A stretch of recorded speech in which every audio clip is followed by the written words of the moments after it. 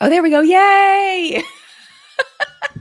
Hello, my friend. Welcome to live chat. There was a thing happening with where I stream from, and it was being weird, but we're good. We're good. Everything is fine now. Hello. How are you?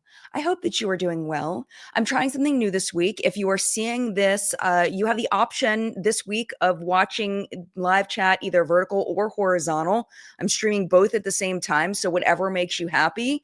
There's two options. I don't know how it's showing up for you, but I'm pretty excited about it. And I'm hoping that everything looks good and is going well. But it's an experimental chat. We'll see. We'll see how it goes. But anyway, hello. How are you? I hope you're doing well. I wanted to talk more about the main topic from today's What's Up in Makeup, which is a video that Wayne Goss put up about the changing of the beauty community and on YouTube. And he talks about how the algorithm plays favorites and how beauty content creators are struggling. And if you really want to support your favorite beauty content creators, watch, subscribe, like, all of that stuff. But I wanted to talk today about what I think was missing from that video. Like, I think that he did a great job, and I think that he mentioned a lot of really good things, but I do think that there was a very major part that was missing that I don't think he could have necessarily put into his video, and that's the audience perspective. I don't think that that's talked about enough. I don't think that we talk as a community about how the audience has chosen to step away from beauty content. And there's reasons for that. There's reasons why. And I think that if we want as a collective to have better content, we need to communicate. And I want to use this chat as a way to communicate, as a way to talk as a group about how, because in the end, if creators listen to the audience, then the creators will make more content than the audience wants to watch, and the audience will be happier too. The content creators will be happier, the audience will be happier, and everybody will be kumbaya, right? I don't know. We'll have to wait and see. But the point is to have good communication so that we can all have better things. But I don't think often enough creators listen to their audience and listen to why, really and truly, why they're leaving watching as much beauty content. And I think if creators just listened, we'd be in a better place. So that's the point of chat. And before we get into that, because this is going to be a very community heavy chat, because I really want to listen to what you all have to say and really highlight that and talk about that and have a discussion. I do want to say hello to the people that are here live in the collective brain. They're going to help us with this conversation. If I don't click on your name, or if you are not here live and you're watching the replay, you're still very much valid and wonderful and amazing. And thank you for being here. And you can participate if you're live still in the live chat, of course, and also in the, if you're not live, in the comment section down below. I just always feel bad when I don't get to people's comments and the people say, you never read my name. And then I feel bad. Just know that I care about you. I can't read everybody's names, but I really would love to if I could, but we'd be here all day. But thank you for being here. Even if I don't read your name, I still appreciate you. Monica, good morning. Oh, yay. I love how it's showing up in the vertical one. It's showing up above me. I love that so much. Monica, hello. Happy Sunday. Genevieve, good morning. Snow in Montreal and coffee is good. I love that. It is so windy here, just as a heads up. It is very windy. And when it's very windy, sometimes our internet goes out. So for some reason, I just disappear. It's because it's windy out and I've lost my internet, and I will try to come back, but we're crossing our fingers that that will not happen. Christine, good morning. Good morning, Gabrielle. Foggy in Southern Oregon today, but not freezing fog. That's a phenomenon I took a bit to get used to. Oh, I'm sure. Oh my goodness. Daniel, good morning to you. Good to see you. Susan, yay. Look forward to your videos every Sunday. First time, give you a thumbs up today. We'll miss you the next 2 Sundays. By the way, I will miss being here the next 2 Sundays. It's really unfortunate how it happened back to back. Then I missed 2 Sundays. But it is what it is. I've done what I've done. So Heba, good to see you. Hope you're having a great day as well. Hi, Tish. Good morning. Susan says, what the idea of what products we would give awards to. That was from What's Up in Makeup today. Yeah, like I love like the Emily Awards. She still does those, I think. The Emily Noel, I think she still does the Emily Awards every year. Let's see. Monica, you were the first one. You were here. I don't know. There's weird things happening. But I'm glad you're here. Yes, you're there. You're there. We're good. Stephanie, good morning. Love from Saskatchewan. I love that. I love it. Did you hear the Shoppers Drug Mart shout out today? And what did they make of? That was from my Canadians. Susan's apparently can't type with nails, also need coffee. Hopefully you were able to get your coffee. Miss Lavender, good morning. Good morning to Kimmy. Good to see you. More of the great. So excited to be here live. Greetings from Michigan, where it was 64 degrees yesterday and 35 today. Where's Teresa?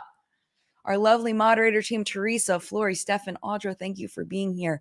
I appreciate you. Hopefully Teresa's okay. She's usually one of the first people in here. I know Flory's probably floating around somewhere. Steph's probably lurking. All right, but we are here. We are live. If I did not say good morning to you, good morning to you. Thank you so much for being here. There's Flory. I see you, my friend. Good morning, Flory.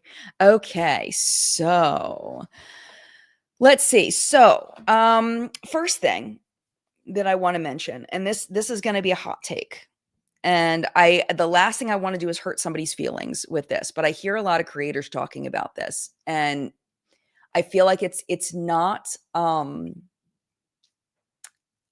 feel like in the end it's more of it's the take that it's all about the algorithm, and it's the algorithm's fault, and the algorithm hates them for whatever reason. I personally don't believe that. I think that it's viewer behavior that leads the algorithm. And we've got to go back to listening to the audience. If creators want to grow their channels, if creators really truly want more of an audience, some people don't care. Some people are just really loving just creating content, and it doesn't matter about growth. Like, it's just purely for the joy of it. And I love that. I think that's fantastic. Creators should continue doing that. And if that's the focus, oh my gosh, please do that. But if the focus is growth and the focus is views, and we want more people watching our content, we've got to start listening to our audience and stop blaming entities, because it's not helpful. Our audience has the answer, genuinely. And that's what I want to talk about today. So first thing I wanted to ask you, just kind of as a warm up, is the first beauty creators you ever watched. Like, I want you to take it back. Think back. First beauty creators you watched. And what was it that drew you to them? To them. Not necessarily like the content itself, like besides what they made, but like what drew you to those creators?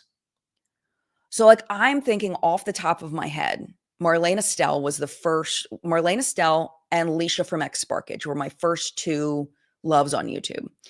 And the reason why I watched them was because I liked them as people. I liked their vibe. I felt like I was talking to a friend. I felt like they actually genuinely cared about teaching me something. And they were teaching me things that I didn't know. And it was like having a best friend through the computer, like a makeup best friend that I liked as a person, and that was helping me, like genuinely helping me. Like, I got something out of it. So it was those two things, really. It was that I really liked the person, and I liked hearing what they had to say. And also I was taking something away that I could actually really and truly use. That's just me. But I want to know what you all are saying. Taylor Wynn, the Taylor. Yes, she is very real. I agree. Dog Walker, first Emily Noel, not high pressure regarding sales. Yes, I love that. And that's something that Emily has stayed true to since the very beginning. Emily has always been about not high pressure sales, and that has been a strength of hers since the very, very beginning. Relatable and down to earth. Yes, Monica.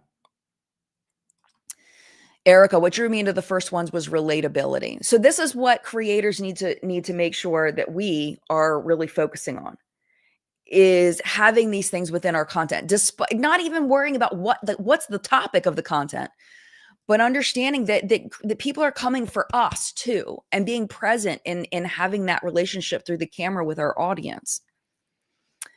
Kirsten says, I got really into makeup tutorials in the early 2010s when I was learning how to do my own makeup. Stephanie Lang, for example. Very good. Stephanie Lang's totally changed. I'm pretty sure she does only commentary now, right?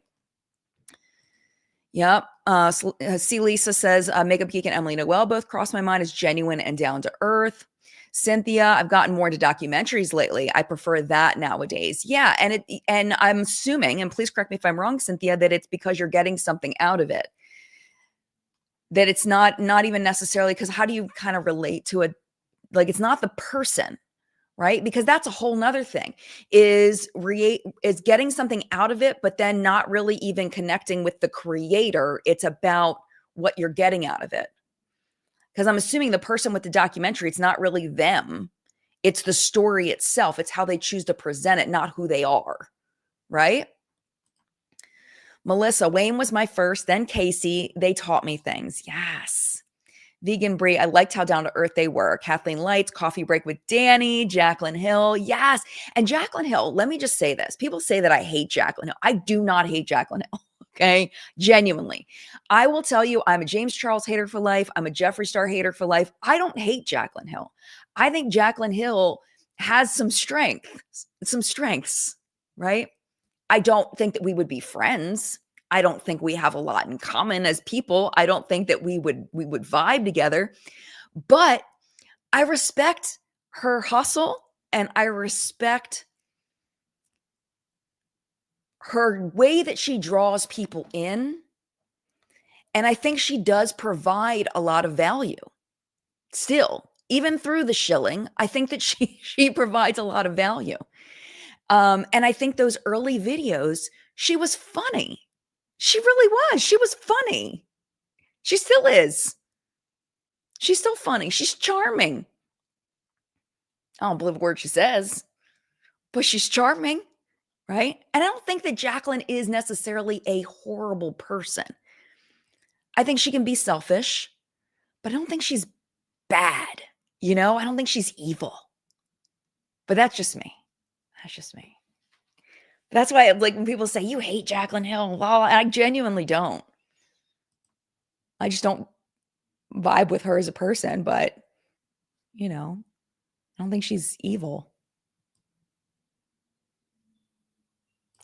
Never mind. It's off topic.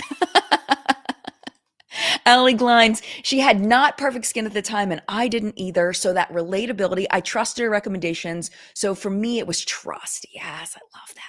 Mega Big eyeshadows were great. Oh my gosh, absolutely. Tracy,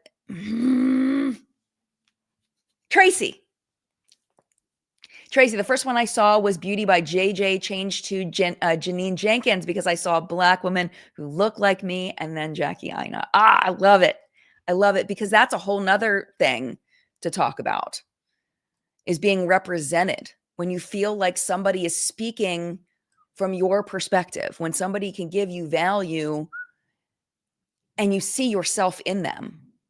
That's huge. That's absolutely huge. And you notice how, like, nobody's really talking, like, it's all about the creator, not necessarily the content. The creators can live on if you figure out what the audience wants from you, right? Okay. All right, KM, I really dislike when influencers are so over the top negative about every product, but suddenly every sponsor post is life-changing. Yeah, it's that inauthenticity, right? Drea says, you're being too kind, Jen. After watching Rebecca video, I don't think she's a good person. Very selfish. Yeah. Well, yeah. She's very selfish. I mean, this is the thing. And Tina from the Fancy Face have said this about me many times, is that I'm much softer on people, I think, than the average person. Because in the end, does it really, like, I'm never going to be friends with Jaclyn Hill. I don't want to be friends with Jaclyn. I never would be able to. So it's like, I don't vibe with her, but I don't know. If I say that I think someone's a bad person, like, they've crossed a line. Like, it's really bad. Like, it takes a lot for me to say someone's a bad person. Right now, we're hanging on to 2 right now, the beauty community, in my opinion, right now. Just those two.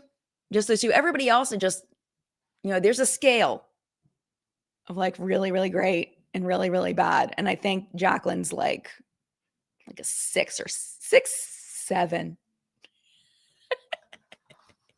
Closer to the bad. Like a 6, 7, something like that. Stop, Jen. Stop. I have teenagers. I'm so sorry. Okay, next one. So, viewing habits, how viewer needs have changed. How have we changed as far as what we need from the content that we are consuming? What do we need? What do we want creators to know? How's your makeup style changed? Like, what do you need something in that area? Are you still looking for tutorials? Or are you going more news reviews? Are you trusting influencers more or less? Is that a factor? What do you feel like you're still missing in 2025 content? Like what's missing? How have your needs changed as far as when you open up, you're like, "Oh, I want to watch a beauty video or something about the beauty community or something beauty related." What's missing? Like, what do you wish you could find that's not there? I know, I'm sorry. I can't help it. I'm sorry, Lindsay. Sorry. Facts and funny. There we go, rocker girl. I want facts and funny. B. Jot says, I used to like Tati. I just don't feel drawn to her anymore. She's not as relatable as she used to. Yeah. And I feel like, and you guys know I'm a Tati stan. I feel like people keep coming back to Tati for her personality, but I do feel like the content she's producing is a bit repetitive. And I think that's why people are not clicking as much. And I don't know what that means for Tati's audience. I don't know what that means for her content because she has always been reviews. But I'd be very curious to look at her back end analytics and figure out like where are the spikes? Like what do people really want from her? And maybe it is more like with Wayne Goss, you know, maybe it's more commentary on what's happening in the beauty industry from their perspectives. I mean, Wayne and Tati specifically have very unique perspectives that I don't have. I don't know anybody else that has perspectives similar to theirs, where they could offer up a different viewpoint on some of these things happening. Like, for example, Kim K hiring Jara Jai to help with the marketing of Skims. Like, I would love to hear what Tati has to say about that or what Wayne has to say about that, because they're going to have a completely different perspective than because they know more about other things. So like, I wonder if they did more like not gossipy commentary, but let's talk about what's happening in the industry and what my perspective is on that based on my particular expertise. I wonder how that would do on their channels. You know, I don't know. I don't know if their audiences would like that. I'm just like spitballing here. I'm spitballing here. Scroll down a bit. Susan says, I think currently I need more positivity overall. The US and the world is stressing me out, so I come here to feel better about life. Is that a lot to expect from YouTubers? No, I don't think that's too much to expect. And that's one thing that I learned from the video that I did that was kind of that new series that I'm doing where I'm doing viral moments explained that are not beauty related.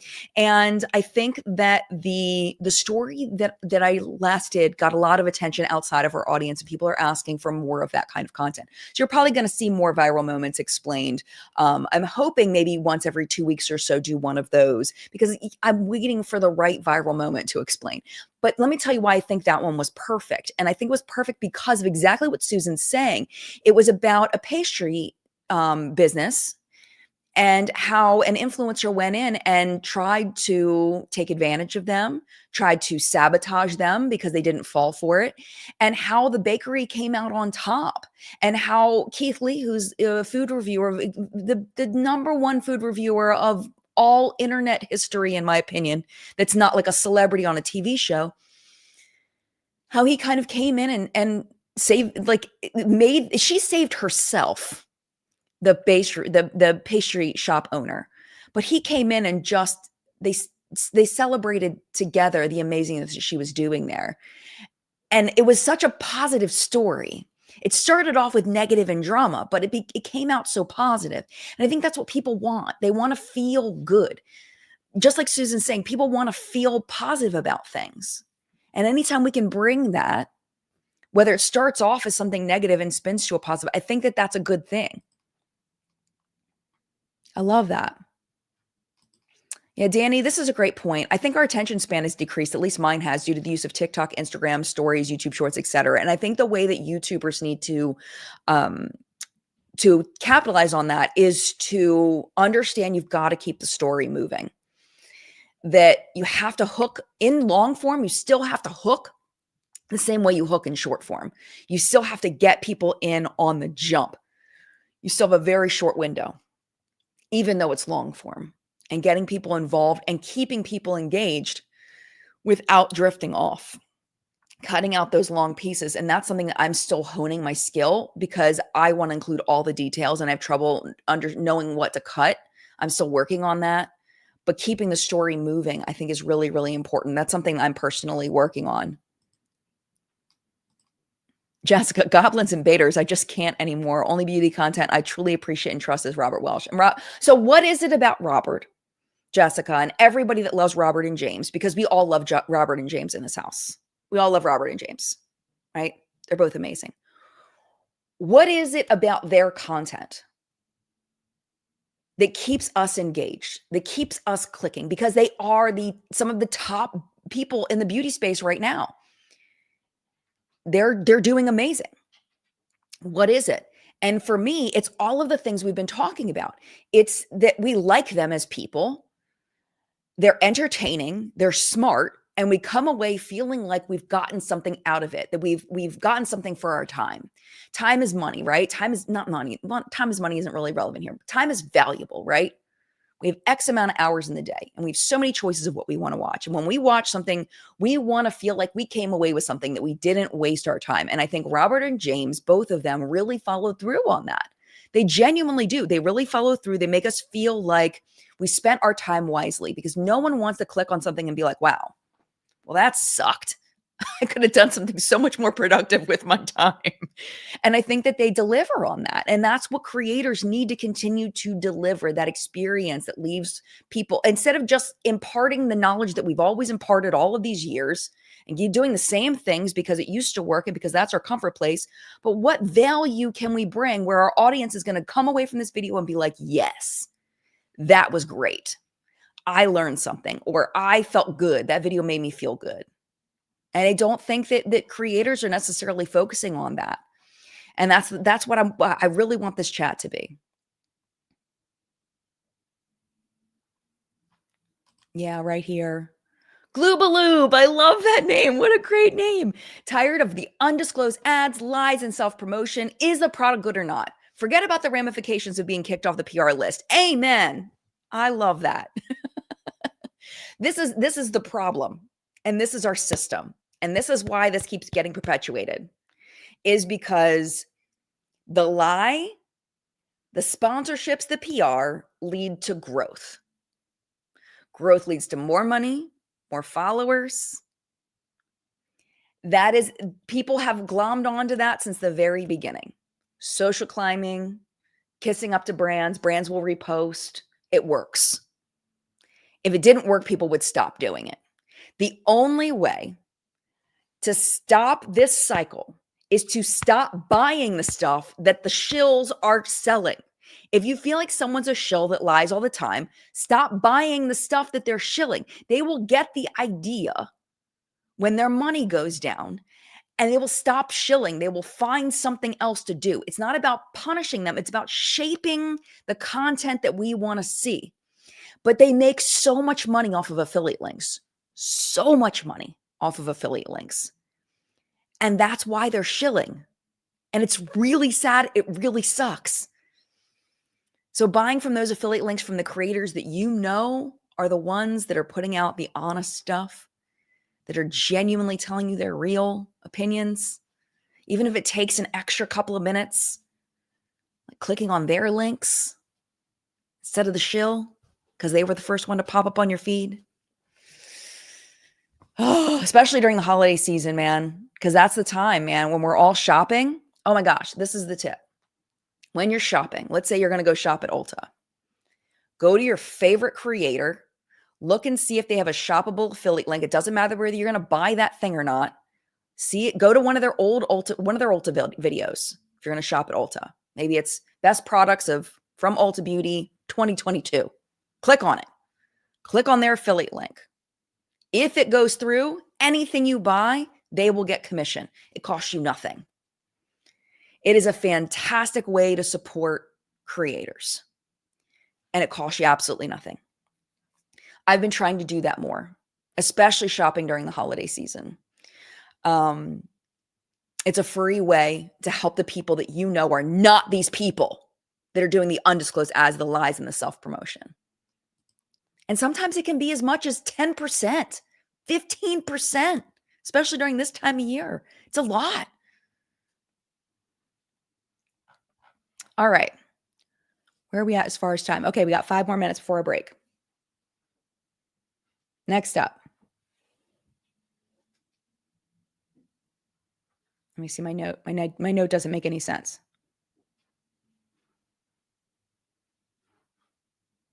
Okay, I'm going to skip that one. Okay. Because I don't understand what I was talking about. Okay. So next, focusing on why we stopped watching. Why did we stop watching? We loved this creator. We loved what they were giving us. We watched every video. But soon, for whatever reason, we stopped watching. And I want to encourage you not to be mean in the way you word what you're saying, because it's possible that that creator could read what you're saying. And I don't want to hurt anybody's feelings. I want this to be constructive. So what was it? And you don't even have to mention names if you don't want to. But what was it that made you stop watching? That you were like, you know what, this just isn't for me anymore? Or slowly drifting where you're just not watching their stuff as much anymore? What happened? Because you used to love it and now you don't. Gianacchino says, I do miss actual makeover channels and tutorials. That's why Robert is so great. He still does that a lot. Yeah, it's that mix, right? And I think he's found the perfect mix for his audience. And he's so talented that I think that that really helps a lot too. The winning wallet. Parasocial relationships can be so deep for many people. Those relationships can change over time, positive and negative. Those changes can equal large money gains or losses. Absolutely. Absolutely. Because every view adds up. Every time you click on something, it adds up.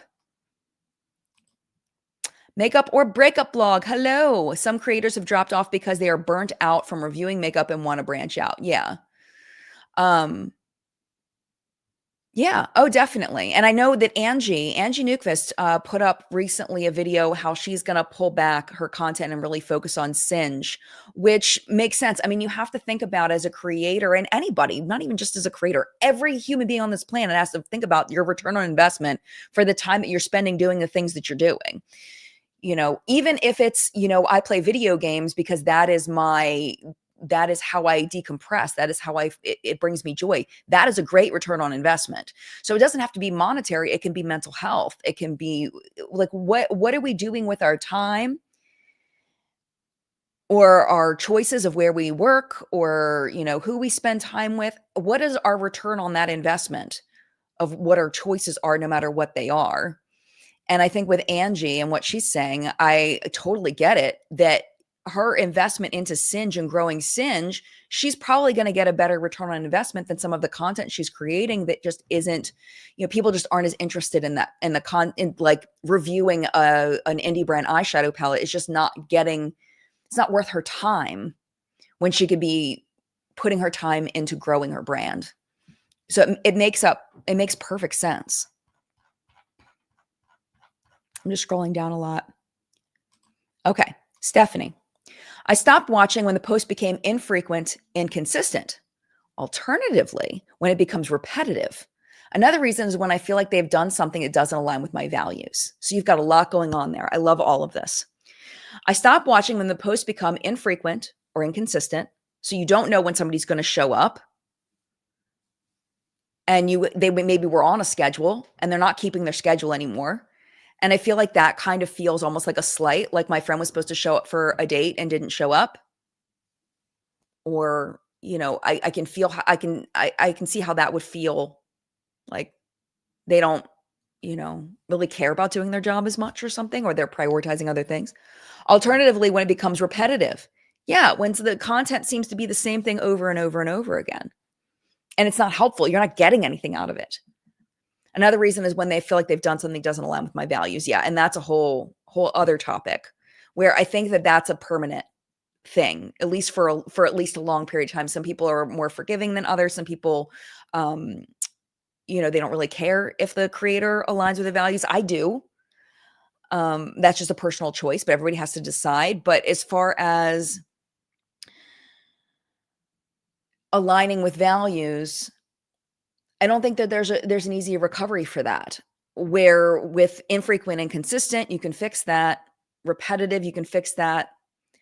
People leaving because you've done something that's not good, that's a lot harder of a problem to fix, and that takes a long time to rebuild.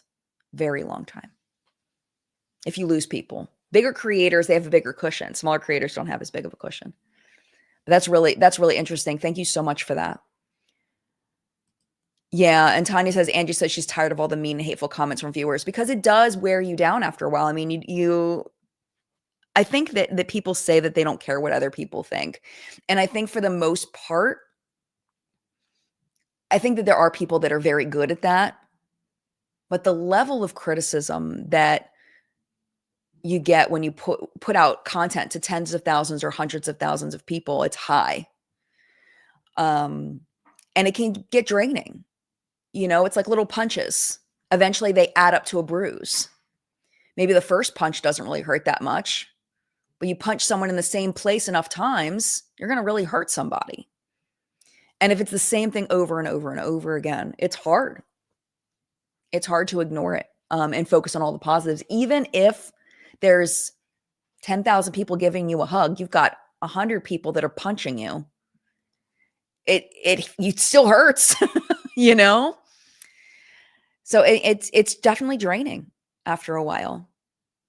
And especially people that don't have a good support system. Like, I'm so thankful that I have people to talk to about it. Not everybody has that. And I don't take that for granted. So, okay. Let me go ahead and let's talk really quickly about what's on my face. I don't have a lot on my face today. I've been decluttering. I've been going through my stuff. So I found this that I want to show you. This is the Jouer Blush and Bloom Celebrate Cheek and Lip Duo. I'm not sure where I got this from. I could have just gotten it at Creators and Friends, because we did these, like, people did like bundles, and I got a couple bundles, and I don't know if it was in there. I think it might have been, but I don't remember. I don't know. But this on my cheeks today is the shade Promise Me. And I also used it on my lips. It's so freaking pretty. Oh my gosh. It's gorgeous. It's absolutely gorgeous. It's like my perfect mauve color. And it doesn't smell funky, so it's not old. It's a cream product. This would smell like terrible if it was not good. And then the other side I haven't used yet. This one is called Celebrate Me. It's more of a, I don't know what you call that. Got like a mauve. It matches my shirt really well. And then this one's more of like a reddish, like, I don't know. What do you call that? Reddish, rosy kind of color. Thank you, Jaclyn Hill, because I wasn't thinking about Rose Hill. That's what from the Becca video. That kind of reminds me of the Rose Hill shade. But this is a great formula. It was really easy to blend. It blended away a little bit, but it wasn't bad. It wasn't too bad. Easy to build up. And then also, I have been loving this. Too Faced sent these to me a while ago, and I would not have used this shade because I thought it was too dark, but I've been really loving it. This is the shade Chocolate Mousse. If you want to splurge on a stick bronzer, honestly, these are freaking amazing. It smells like chocolate pudding, which for me is an automatic win. This is the shade. I know it's dark, but the thing about these is they blend out. So if you do have a deeper skin tone, I would recommend getting a shade deeper than what you would normally get, because it blends out so much. There it is blended out, and you can see that it's not that dark, right, for a bronzer. So I've been using it kind of bronzery, contoury, and I really like it a lot. I have the other shades, but I like this one better than the lighter shades, to be honest. It's really good. And then on my eyes today, this was just sent in PR. Oh, and I used it for my crease a little bit too. This was just sent in PR from Jones Road. This is their single shadow in Just a Sec is the name of the the style of eyeshadow. And I don't even see the name of the shade. Oh, Golden Peach. Golden Peach is the shade. It's all over my lid. I do find that it's creasing a little bit, which bums me out. I want to love Jones Road so bad. And they're doing so much promo, and I love Bobbi Brown. I love her. This is good. But is it the best single shadow I've ever used? No, unfortunately. I want it to be, but it creases a little bit. Oh, I'm wearing eye primer. I need to play with it more. It's only the third time I've used it. And I can't stop using these freaking Lethal Cosmetics Conjuring eyeliners. They're so good. I talked about the Conjuring palette as well from Lethal Cosmetics that they sent over. So good. These eyeliners, if you don't need an eyeshadow palette, but you need an eyeliner, these Conjuring eyeliners are so good. The brown one's really good and the black one. The other one was a little weird for me, but yeah. So that's all on my face today. Nice and light. Not a whole lot. And I've been using the Glossier Boy Brow. I bought it a long time ago and I finally dipped into it. I've been using that along with my Typology. I go back and forth. So that's what's on my face today. And let's get back into the topic. Ding, ding, ding, ding, ding, ding.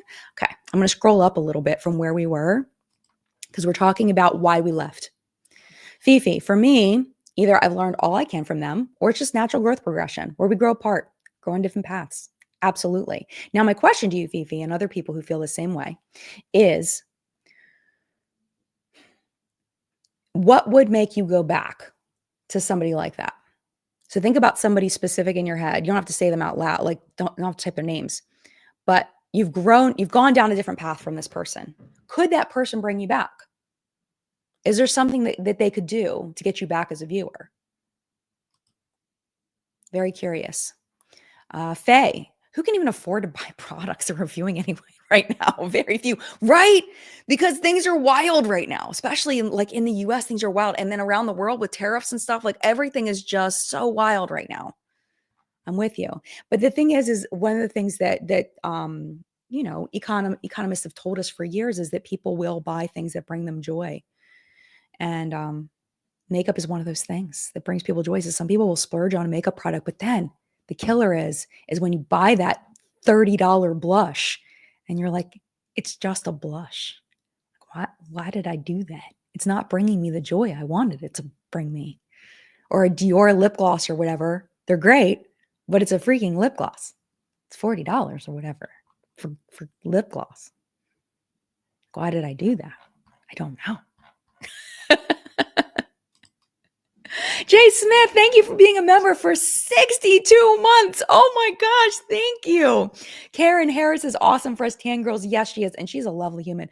I haven't spent much time with Karen. I'm not friends with Karen. I'm not even acquaintance with Karen. But every interaction I've ever had with Karen Harris has been extremely positive.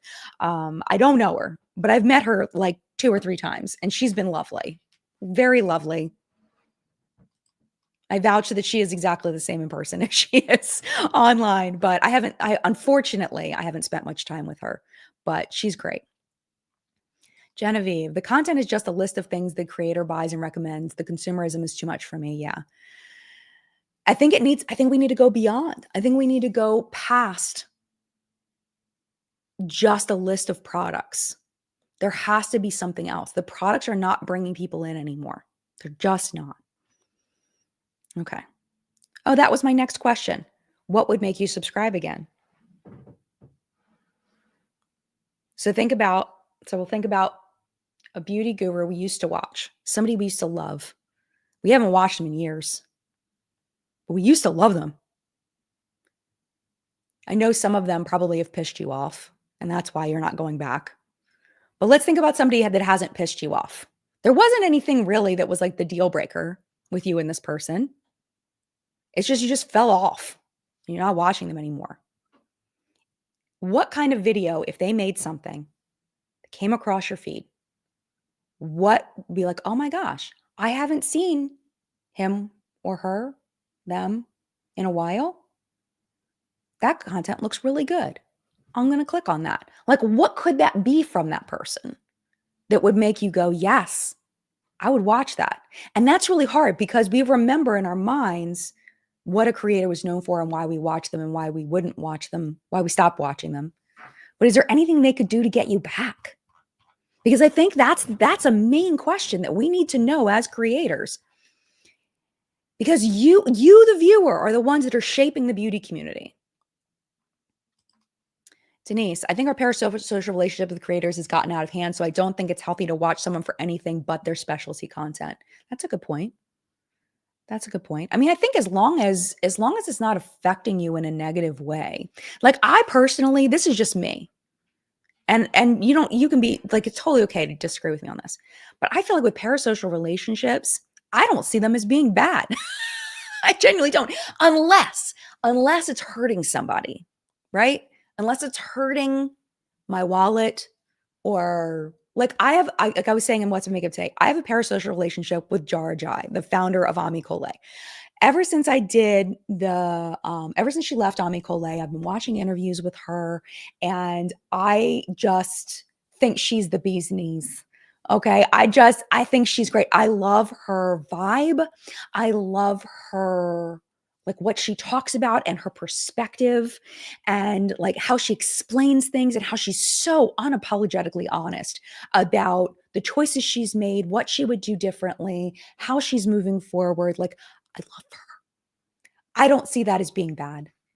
I genuinely don't. I don't see any problem with that. Even though she's like my new friend in my head, like I'm okay with that because I'm not losing anything. You know what I mean? I know not all parasocial relationships are like that. But I think it's up to us to kind of keep it in check and make sure it's not hurting us. That's just my opinion, though. That's just my opinion. Naomi, makeup products and daily use is still my happy place, but I'm very deliberate with my purchases. Yeah. Because we already have products, a lot of us, that they already make us happy. Felicia, hi Felicia. More creators should be like Bailey Sarian. Started to do makeup plus something totally different at the same time. Yeah. Bailey really hit. She hit with that murder mystery makeup. I know a lot of people don't like true crime for different reasons, but she really hit with that. And I got to meet her before that. Like, I'm so like in my brain, and I'm saying that in my brain, not as like a neater, like that came out wrong. It's just, I'm just so like excited that I knew her back when. It's like a cool thing in my mind about myself that I knew her before that. So, but I haven't talked to Bailey in years. So, you know. Let me scroll up. Flory said something that someone commented about. Let me find Flory's beautiful face. There she is. Oh, she's responding to somebody else. I think it's just a conversation. Ooh, good recommendation. I've been loving Alexandria now because she does recreation of celebrity makeup looks. I can learn without needing to buy specific products and see what is a celebrity's features and what is makeup. I love that. And then if you like that kind of content, Anna, her last name starts with an N. She's Russian. She's amazing. She just became a US citizen, and I'm so happy for her. I met her at Creators and Friends.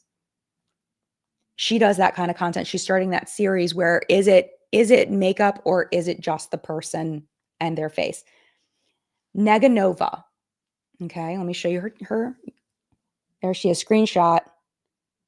She does that kind of content where is it the model or is it the makeup is the name of the series, and it's so good. She has a YouTube channel, but she's mostly on short form. But go follow her if you like that kind of stuff. She's so good at it. She's got such a good vibe, and she's the nicest person. She's so nice. Yes. C. Lisa says, focusing on more budget-friendly products and solutions. Love that. Betty Jean's another one. Amazing human being. Just keeps me coming back. She's so real funny, doesn't push sales, has the cutest kitties. Overall, she just makes me feel better about life. And I think that's the key, right? That's the key, is finding someone that content creators making things that bring people joy, right? Betty Jean's amazing. That's another fantastic one. And she's so lovely. Oh my goodness. I just want to hug her. She's a little smooshy little bug, and I just want to just squish her. She's fabulous. Oh, Audra's here. Hi, Audra. Where's Audra? Audra says, parasocial relationships are normal and healthy. It gets bad when you move into Stan behavior. Oh, 100%. And that's the perfect bringing up of Stan and the origins of Stan. Absolutely. It's when it gets creepy, when it gets weird. Like, we don't want to get weird. We just want to appreciate Parasocial, we should call it a parasocial appreciation because it's not a relationship at all, right? It's an appreciation. Hi, Audra. How are you? I hope you're doing well. But yes, we don't want to move into stand behavior. We absolutely do not. Okay, we got about 15 minutes left. Yeah, I just wrote down the audience shapes the industry more than the creator. Your viewing choices determine who succeeds on the platform. And I know it may not feel like that because you may watch people that aren't getting a lot of views or whatever. But our viewing behavior really does do that. And the other thing that I think that creators need to not neglect is the analytics piece if you want to grow your channel. If you don't care, you don't care. And that's perfectly okay and amazing. And I think everybody needs to decide what the goal is for their content. But creators need to stop ignoring the analytics of what's happening. Like, not to pick on Tati again, but Tati seems to spike in views when she talks about herself. So why isn't Tati talking about herself more? I don't know. She should, in my opinion, do more. You know, what was it like for her? She's gone through so much. What was it like for her during the time when she started her channel? Like, what was that like from her perspective? You know, what about going to these events and meeting people? She doesn't have to name names. But what was it really like going to a beauty event in 2015? What was it like going to the Sweet Peach Party? Maybe not that one, because that one was drama. Like, you know what I mean? Like, I think that people would love story times from Tati. People love her. And that's the spikes. Same thing with Wayne Goss. He gets spikes in content when it's, we need to talk. Talk more. Talk more. You know, looking at those analytics. You know, Audra, my love, figured out that people love listening to what Audra has to say. It's why I love Audra. People love to hear what they have to say. So they switched over to commentary. And their videos are doing so much better now than the beauty content because they are brilliant, absolutely brilliant, and have a very unique perspective. And their commentary resonates with people and helps people to get something out of a situation, of viewing a situation that they may not have thought of before. So there's a value there for Audra's audience, and that's why Audra's views are growing. And it's finding that thing. And I know that's not Audra's priority because Audra has a jobby job and this is just a side thing. Like, I get it. But that was a smart move because that's what the audience loves. That's what I love about Audra, is their absolute freaking brilliance. Sorry, I'm done gushing about my friend. No, Audra, I'm telling you, your analytics are going to tell you that you're freaking crushing it. I bet. I haven't seen them. It's not going to depress you anymore, friend. You're crushing it. You're doing amazing. Doing amazing, sweetie. But also, at the same time, if you don't want to grow your channel because you've told me multiple times you don't want to, then don't. It's not worth it. Don't do it. Only if people want to grow their channel. Yep. Audra says, I just like to yap. That's all. And people love to listen to you yap. Because you yap in ways people are like, oh my gosh, I didn't think of it like that. That's why I love you. Aylin, hi, Jen. It's my first time I can join live. Yay. Hi. Been following you for years. I love your content. Greeting from Argentina. Well, hello to Argentina. I would love to go there one day. Will you? Okay, do me a favor. And I ask people to do this for me all the time. The next time you go a place you love, any place, just look around and just say, I'm looking at this for Jen. I'm going to sit a moment for Jen. I wish Jen was here. You know, like, have just like a moment for me. Sipping a coffee or wherever, someplace in a favorite place. Just think of me and be like, this thought is for her. Because I don't know if I'm ever going to make it to Argentina. I would love to one day. It's a beautiful country. Like, there's so much gorgeous in Argentina. Anyway, enough gushing about Argentina. Thank you for being here. Susan, I feel like what can one person do? But you're right. If we watch, give a thumbs up and comment, YouTube sees it 100%. Just like our buying habits and votes, together we do have power 100%. And how long you watch content makes a huge difference. You know what's really weird? Let me tell you something from the back end. This is something real weird. So let's say I put out an hour and a half long video. My watch time on that video on average will be about 40 minutes, just under the 50% mark. If I make a 10-minute video, my watch time will be about 5 minutes. It's the weirdest thing. I don't understand. Like the average watch time is always about half. Doesn't matter the length. Isn't that weird? I don't know why. It's weird to me. But the longer you watch content, if you watch video all the way through, or even if you go away from the video, leave the window open, and then watch it more later, all of that is counted in. All of that is counted in. If you go into a video, you watch it for 1 minute, and you click out of it, YouTube sees that as well. And they see that as this video didn't hold the person's interest. That's how the algorithm works. And it's so fine-tuned at this point that I really do feel like we can't blame the algorithm anymore. We can't. We can blame the algorithm, but the algorithm is based on real data. It's based on real watch time because it's not in YouTube's best interest to be arbitrary about the algorithm. It's in YouTube's best interest to fine tune it as much as possible because they want you to stay on the platform. So if they fine tune it, then they're going to give you suggestions, more suggestions of things you want to watch because of how long you've watched something. And your recommendation is going to be better. It's going to keep you on the platform longer because it's going to show you things you want to watch. And it's going to help the creator to know what kinds of content to make. But if people aren't looking at their analytics and they're not seeing and respecting what the audience watches, their channel is not going to grow. It's just not going to happen. It doesn't mean you have to stop making the videos. Like I made the shark mask video because I wanted to review the freaking shark mask, the LED mask. I knew it wasn't going to get as many views as the rest of my content, and I did not care because that's not why I made that video.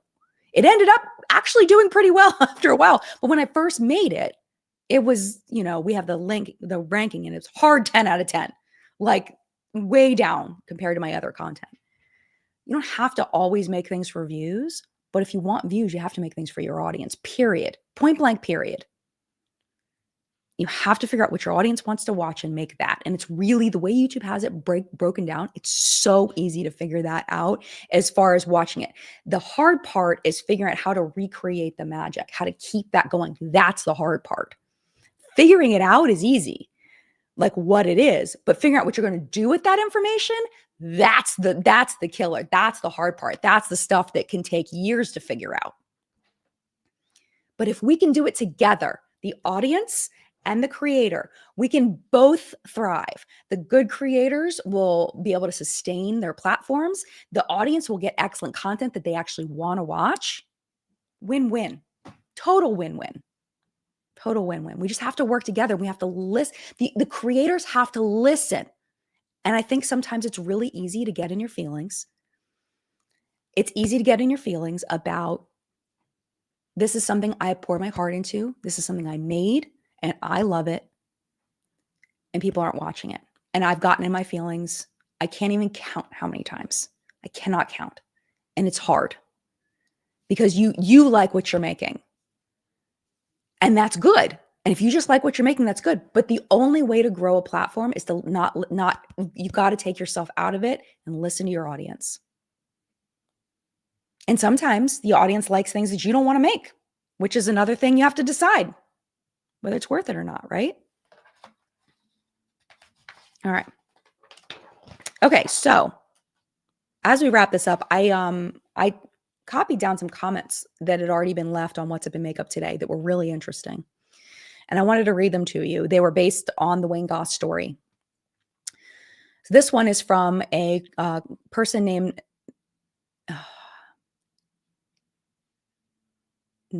it's all one word, and I'm having trouble with the vowels. Nethalania is what I'm going to say. You hit the nail on the head. To be frank, I cannot afford 99% of what is being reviewed. I'm on the micro scale of influencers. Anything new I'm reviewing was gifted.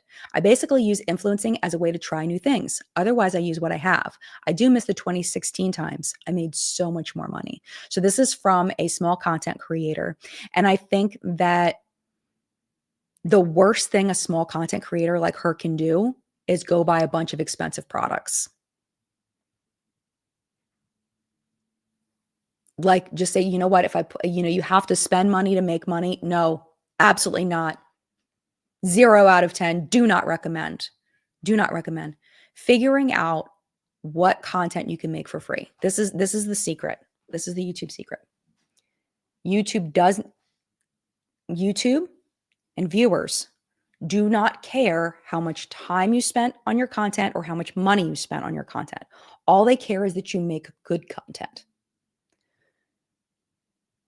So figuring out what content is going to hit is not about how much time you spent on the video, and it's not about how much money you spent.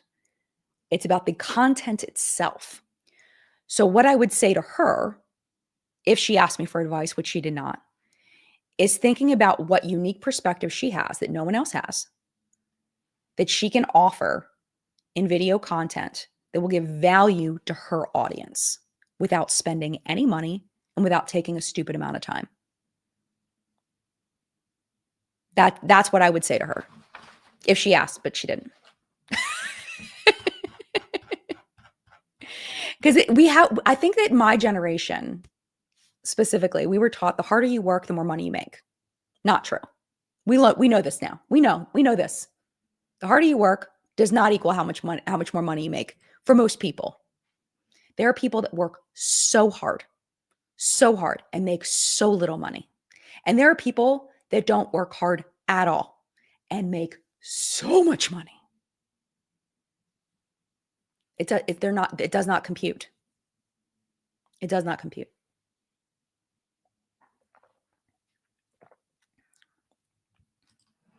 Denise says, I don't get why people buy products that are out of budget. I love affordable products and I like seeing people use what they have. Yeah. And I think that the days of that are over. It used to be that a collection would come out and people would search for reviews on that collection, tutorials on that collection. That does not happen anymore. That is not a thing.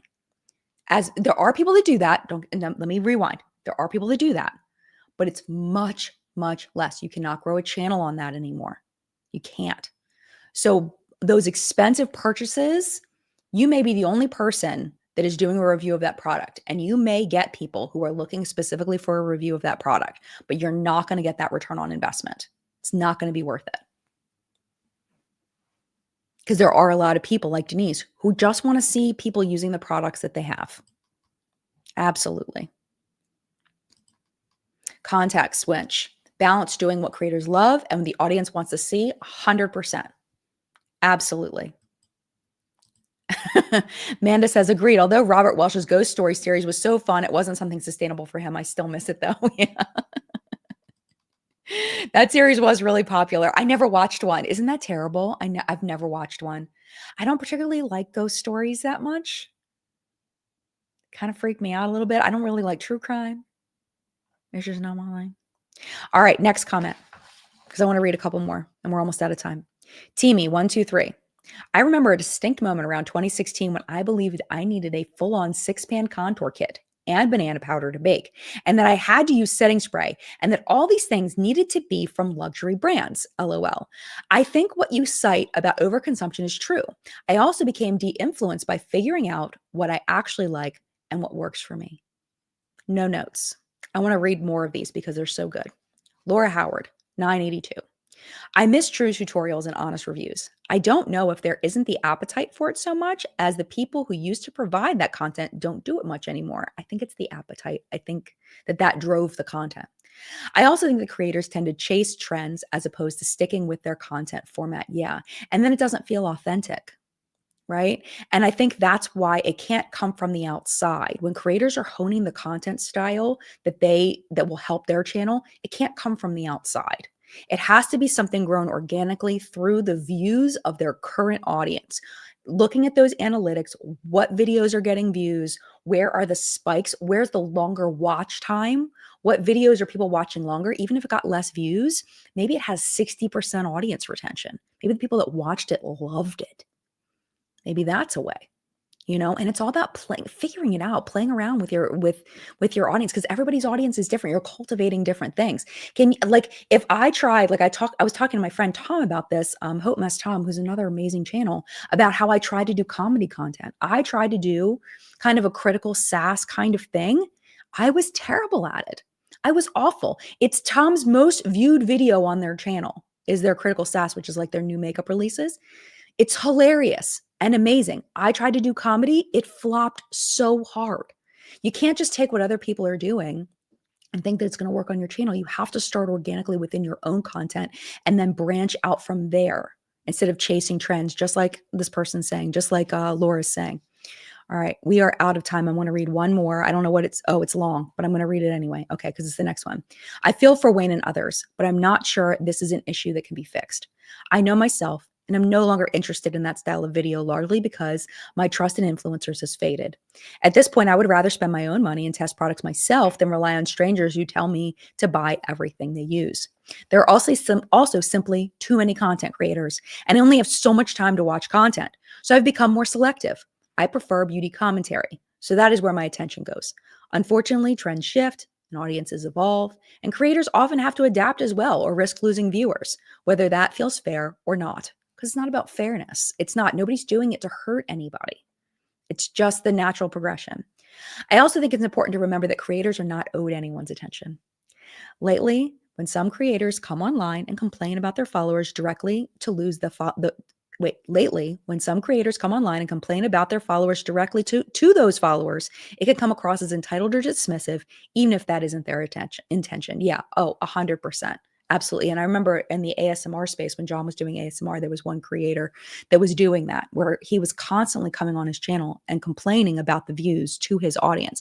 And it reminds me of, and I'm going to leave you with this, when I was 15, something like that, 14, I was taking a dance class, and I might have told you the story before, where my dance teacher was really mad because a lot of the kids in the class weren't showing up. It was that day, I think there was maybe half of us there. There may be 7 or 8 of us there out of like 16 to 20 kids. Wasn't a lot. She came out and she yelled at us. She raised her voice. She yelled at us and she said, "I'm going to hide in the bathroom." This is what she said to us. I remember this very vividly. Her name was Bobby. Okay. Bobby comes out and she says, "I'm going to hide in the bathroom during your performance because I'm going to be so embarrassed because you all are not showing up to class and you're going to be terrible." And I walked a step forward and I said, "You cannot talk to us like that. We are here. We are the ones who are here. Talk to them. They're not here. We're here."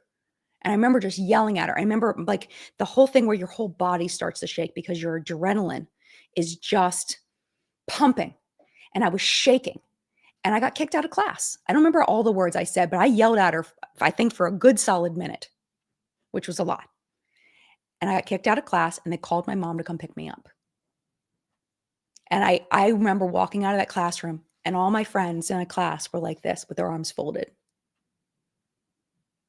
They didn't say anything, but I could tell that they felt the exact same way. And that's the way I feel like a lot of content creators are right now with their content, is they're yelling at their audience that are there instead of, that's not the people you want to talk to. You can't talk to the people that are gone. You have to focus on the people that are there and what they want, because they're there for a reason, because they like you. They had so many things, whether you have 100,000 views on a video or 10 views on a video, 1 view on a video, that person clicked. That person clicked. It's not about that person wanted to watch your video and they watched it. They could have chosen Netflix. They could have chosen playing video games. They could have chosen reading a book. They could have chosen going for a walk outside. They could have chosen so many things, but they chose you. And they are not the target of any kind of negativity. Those are the people you want to celebrate and lift up and figure out what they want and make stuff for them. You know what I mean? All right, I got to go. Thank you all so much for being here. This live chat was fabulous. I love talking with you all.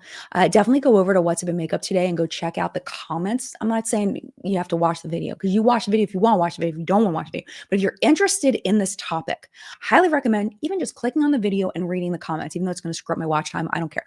Read the comments. Watch the video if you want. But the comments over there are so interesting. And I am getting so much out of it. So anyway, I'm going to let you go. Friendly reminder, no What's Up in Makeup or live chat for the next 2 weeks. going on a girls trip next weekend. Following weekend, I'm actually going to be at my sister-in-law's house for Thanksgiving, and then I'm hosting that week. So it's like, it's just going to be too busy. I can't do the things, but I have an idea for a video that I want to put up on Friday based on a news story that I did not put in What's Up in Makeup today that I want to share with you. I want to make it into a full video because I think it kind of plays on all of these topics that I think are so important to talk about when we're talking about the evolution of our beauty space. So that's going to be hopefully on Friday. And then after that, we're going to take a little bit of a break on the channel. But I hope you have a wonderful, wonderful couple of weeks, and mad love to you. And thank you for watching. Again, I know you could have chosen so many things to watch, but you chose this, and that just means the world to me. And have a wonderful, wonderful Thanksgiving if you're in the US and you celebrate. If not, have a wonderful couple of weeks. I'll see you soon. Bye.